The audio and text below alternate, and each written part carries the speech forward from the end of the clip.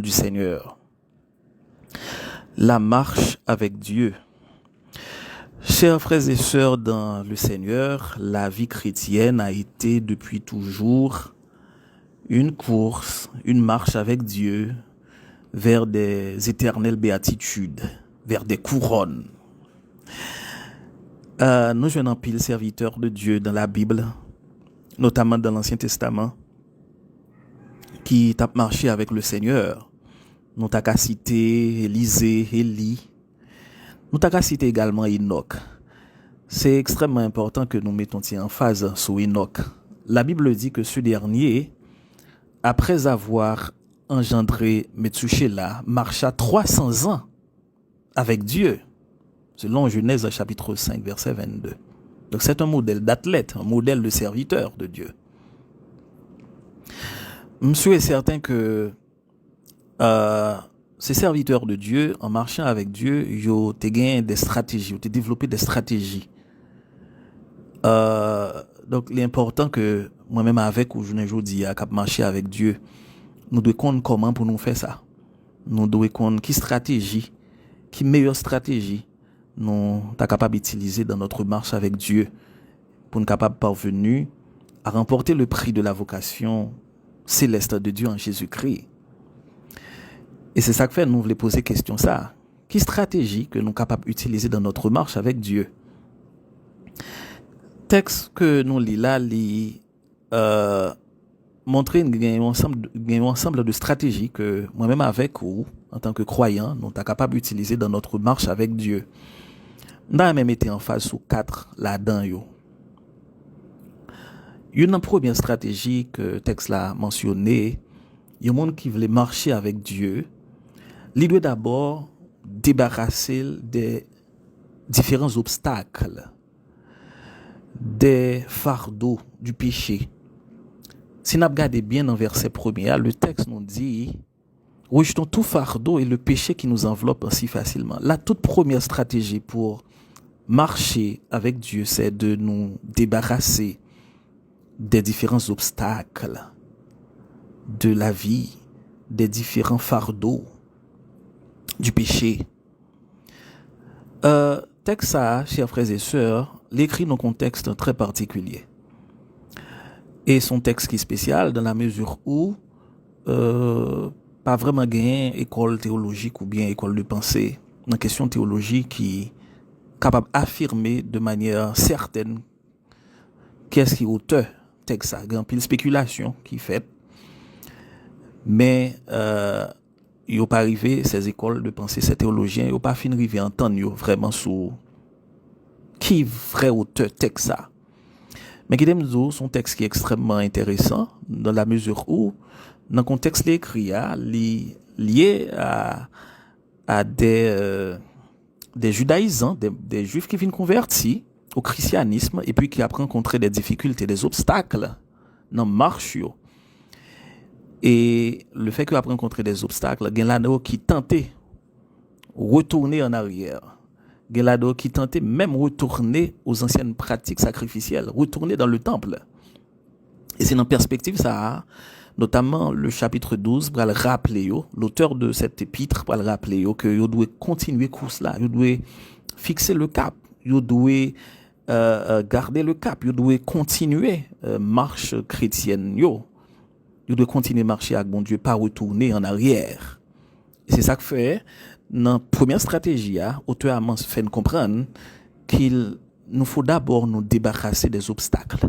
Et parmi ces obstacles, le texte mentionne, c'est un ensemble de fardeaux. Et les fardeaux, chers frères et sœurs, ils sont capables des épreuves de la vie. Les fardeaux, ils sont capables des soucis. D'ailleurs, le mot grec qui traduit fardeau, c'est baros, il fait référence à un poids, une charge. Non seulement un poids, une charge qui loue, mais il a une portée spirituelle. Il n'est pas seulement physique, mais il est aussi virtuel, il est aussi spirituel, il est aussi moral. Donc, le grec baros fait référence à cette charge, ce poids qui est pesant et que nous ne pouvons pas capoter.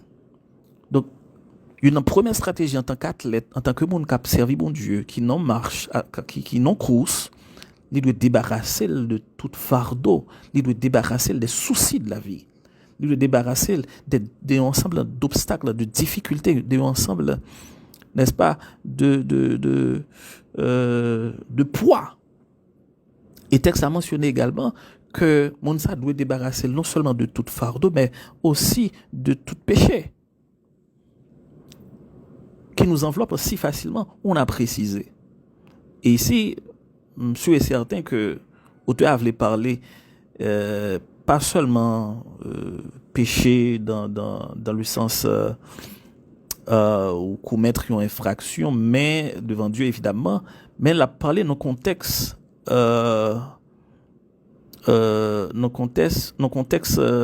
on dit abandon de la foi, dans le contexte apostasie tout, dans le contexte renier la foi. Donc c'est très important pour nous comprendre background texte là, pour nous capable faire une meilleure application de ça où tu as voulu expliquer nous là. Donc la toute première chose, chers frères et sœurs, amis auditeurs, pour nous capables de marcher avec bon Dieu, pour nous capables de marcher avec le Seigneur, il faut nous capables d'abord débarrasser de l'ensemble d'obstacles. Et parmi ces obstacles, il y a toutes sortes de fardeaux et toutes sortes de péchés. Et c'est ça que fait nous devons lutter, chers frères et sœurs. Péché, c'est un poison lié dans la marche chrétienne. Péché, chers frères et sœurs, c'est une barricade, c'est une barrière liée qui est capable d'empêcher, n'est-ce pas, le Seigneur, joindre nous, qui est capable d'empêcher nous communiquer avec le Seigneur, comme il est écrit en Ésaïe chapitre 59.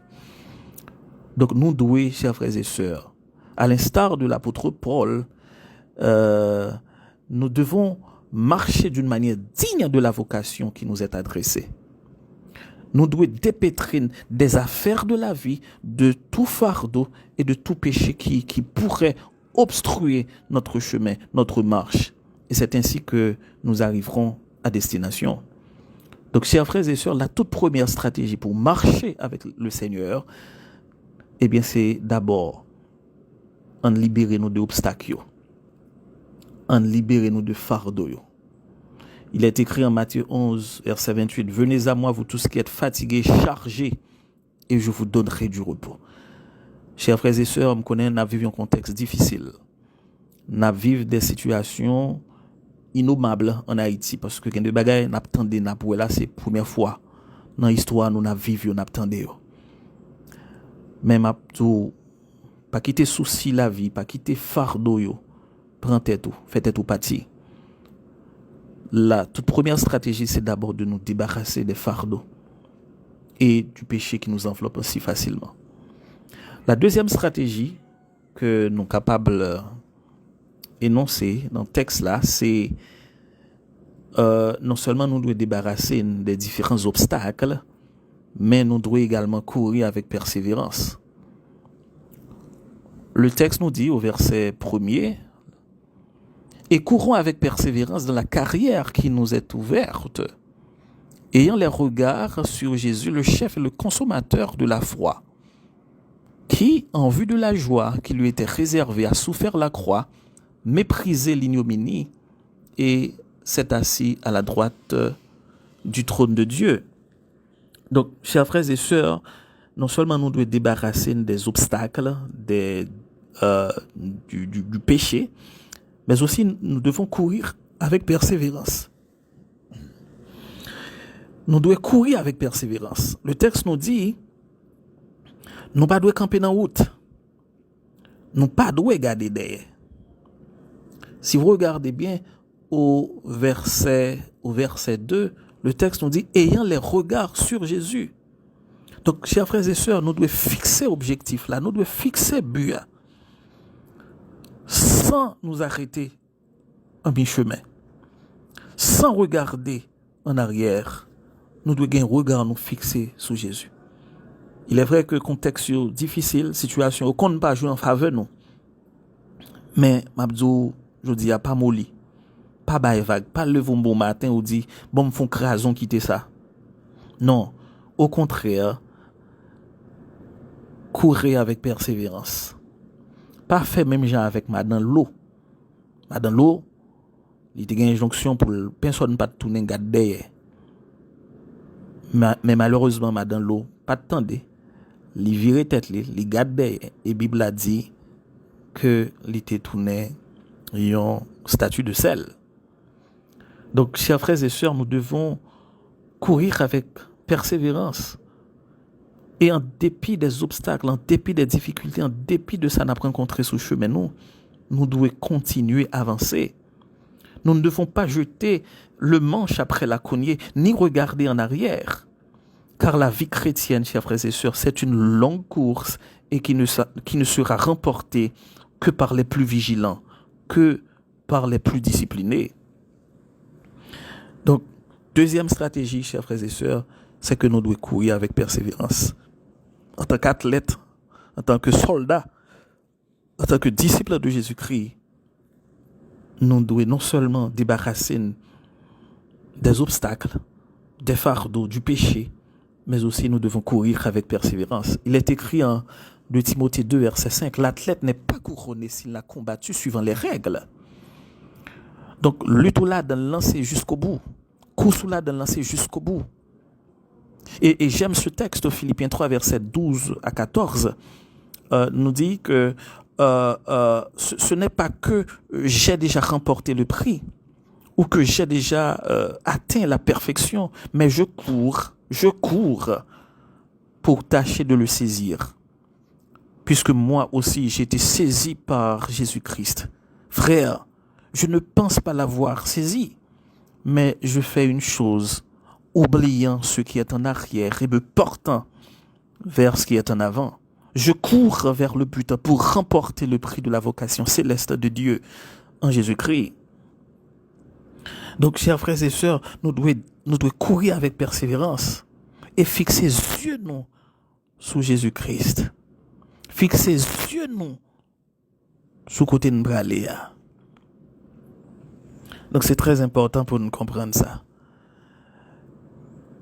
Troisième stratégie qui est important que nous tirer de texte, non seulement nous devons débarrasser de ensemble d'obstacles, nous devons courir avec persévérance.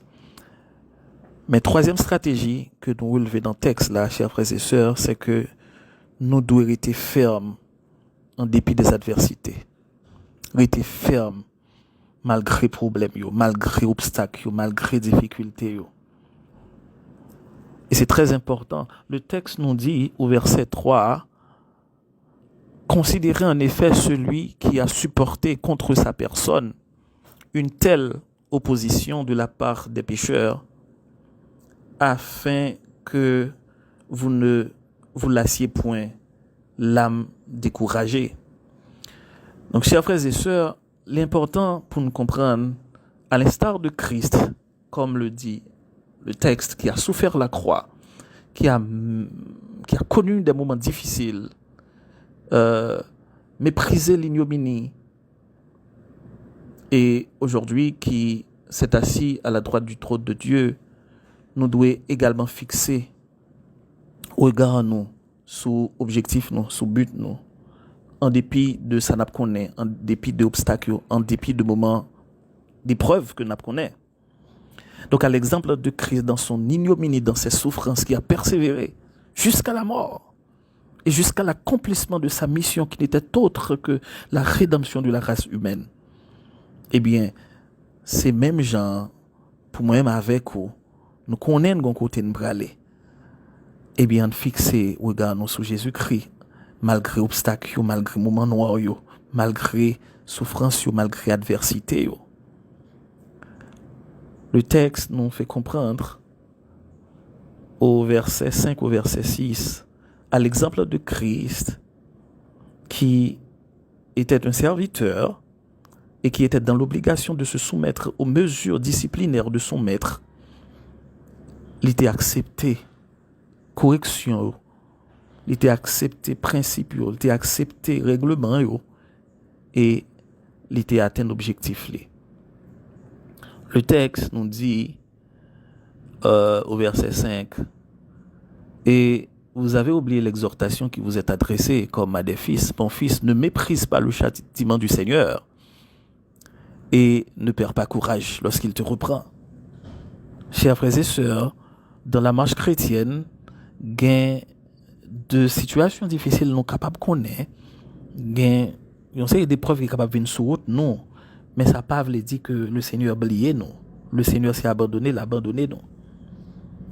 Moi, toujours dit que les croyants, les serviteurs de Dieu ne sont pas exempts de l'épreuve, non pas exempts de souffrance. Donc, texte la fin comprendre, c'est pas venir moment noir, pas venir moment de déboire, moment de pleurs et même moment de chagrin. Donc, il y a venir. Mais l'important, c'est de rester ferme dans ces adversités. Donc, nous ne sommes pas exempts des maux, des souffrances. Probablement, on a été mal évangélisé et on t'a fait comprendre que l'évangile, une fois qu'on entre là-dedans, tout à fait réglé.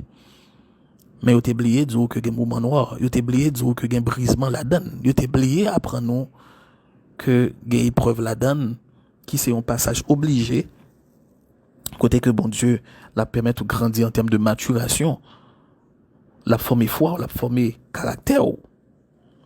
Donc, la troisième stratégie, c'est que nous devons rester fermes dans les adversités, rester fermes dans le Seigneur, les moments noirs, les moments difficiles de arriver.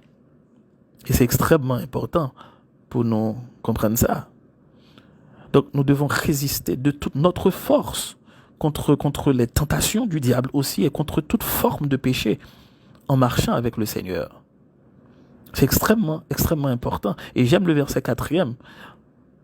Le texte nous dit au verset 4, vous n'avez pas encore résisté jusqu'au sang en luttant contre le péché. Il faut résister, chers frères et sœurs, inlassablement jusqu'au sang, jusqu'à la mort contre le péché. Contre le péché, mais aussi dans les épreuves, dans les adversités, il faut rester ferme. Il faut avoir de l'endurance pour servir le Seigneur. La quatrième et la dernière stratégie pour nous connaître dans notre marche avec Dieu, non seulement nous devons débarrasser d'un ensemble d'obstacles et de fardeaux, nous devons courir avec persévérance, nous devons être fermes dans le moment noir, dans l'adversité, mais nous devons accepter également le châtiment divin comme un passage obligé, c'est-à-dire les corrections divines comme un passage obligé. Et là, c'est extrêmement important. Si nous regardons au verset 7, le texte nous dit « Supportez le châtiment, c'est comme des fils que Dieu vous traite, car quel est le fils qu'un père ne châtie pas ?» Chers frères et sœurs, c'est très très important que nous comprenions ça. C'est pas parce que nous chrétiens, c'est pas parce que nous pieux, c'est parce que nous c'est pasteurs, croyants, chrétiens, évangéliques, serviteurs de Dieu, présidents d'âme, que nous soyons à l'abri de la souffrance des épreuves. Non, au contraire, le croyant, le serviteur de Dieu, il doit préparer à cela. Parce qu'il y a venu. Oui, il y a venu. Il est écrit en Matthieu chapitre 16 verset 24. Jésus a dit, si quelqu'un veut venir après moi, qu'il renonce à lui-même, qu'il se charge de sa croix et qu'il me suive. Et il est écrit également en 1 Pierre 4 verset 13, réjouissez-vous au contraire de la part que vous avez aux souffrances de Christ, afin que vous soyez aussi dans la joie et dans l'allégresse lorsque sa gloire apparaîtra. Chers frères et sœurs, les apôtres, les disciples, Paul, que vous aimez, ils ont connu des moments difficiles dans leur vie, mais ils ont été fidèles, ils ont été attachés avec Dieu. Allez lire les martyrs. Moi, un texte Paul là, Romains 8, verset 18, lorsqu'il dit « J'estime que les souffrances du temps présent ne soient être comparées à la gloire à venir qui sera révélée pour nous. » Donc, en pile fois, nous est la gloire à venir qui sera révélée pour nous, mais nous écarter les souffrances du temps présent. Donc, nous ne sommes pas à l'abri des souffrances, des épreuves, en tant que croyants. Au contraire, Donc, chers frères et sœurs, la quatrième stratégie, c'est que nous devons accepter châtiment, nous devons accepter correction, bon Dieu, mesures disciplinaires divines. Vous savez pourquoi? D'abord, c'est parce que l'endurance dans la marche traduit légitimité du croyant et son appartenance à Dieu le Père. Et deuxièmement, la paternité de Dieu à l'égard du croyant implique des corrections paternelles. Et c'est ce que le texte nous montre au verset 8, au verset 9. Mais si vous êtes exempt du châtiment auquel tous ont part, vous êtes donc des enfants illégitimes et non des fils. Et texte après fait allusion avec nous-mêmes en tant que papa, dans la chair, qui a corrigé petit nous, l'elle fait nous bagaille, qui a corrigé petit nous, moi-même dit ça, qui a mis précision, qui a mis principe sous petit nous qu'on fouette. C'est pas parce que nous raïl, mais là nous fait ça, nous formé caractère.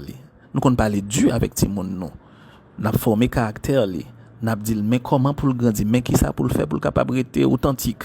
Eh bien, justement, le texte nous fait comprendre. D'ailleurs, je vous lis le verset 9. D'ailleurs, puisque nos pères, selon la chair, nous ont châtiés et que nous les avons respectés, ne devons-nous pas, à bien plus forte raison, nous soumettre au Père des esprits pour avoir la vie? Nos pères nous châtient, ou bien nous châtiaient pour peu de jours, comme ils le trouvaient bon. Mais Dieu nous châtie pour notre bien, afin que nous participions à sa sainteté. Chers frères et sœurs, dans le Seigneur, le brisement, c'est un passage obligé dans la vie chrétienne. Le châtiment divin, ou bien les corrections divines, sont inévitables dans la vie chrétienne. Et ils permettent de nous grandir, ils former caractère nous. Donc, dans notre marche avec Dieu, ça qu'arrive ou à connaître des situations difficiles, mais ils pas sempiternel, ils pas là éternellement. Donc, ils ont gain pour finir un jour. Donc, ils viennent justement, c'est pour former caractère nous, pour préparer nous, et pour nous capables de grandir en termes de maturité. Donc, en acceptant le châtiment divin, chers frères et sœurs, nous témoignons de notre légitimité à l'égard de Dieu, notre Père. Donc, supportons-le, pas comme un jugement. Châtiment, pas veut dire jugement, mais c'est plutôt comme une correction. Et laquelle correction authentifie notre appartenance à Dieu. Donc, c'est extrêmement important, chers frères et sœurs, que nous comprenions que dans notre marche avec Dieu, il faut nous apprendre que à gagner des moments, nous qu'à lever, nous pas si pour nous monter, si pour nous descendre, à gagner des moments de pleurs, à gagner des moments de souffrance. Mais c'est pas une raison pour raison quitter ça pour bailler vague. Au contraire, continuer, persévérer. 4 stratégies pour marcher avec le Seigneur. 1. Nous débarrasser complètement d'un ensemble d'obstacles, d'un ensemble de difficultés, comme le péché, toutes sortes de fardeaux. Deuxièmement, il nous faut courir avec persévérance. Et troisièmement, il faut apprendre à rester ferme dans les adversités. Et quatrièmement, il faut accepter le châtiment divin, les corrections divines, comme un passage obligé.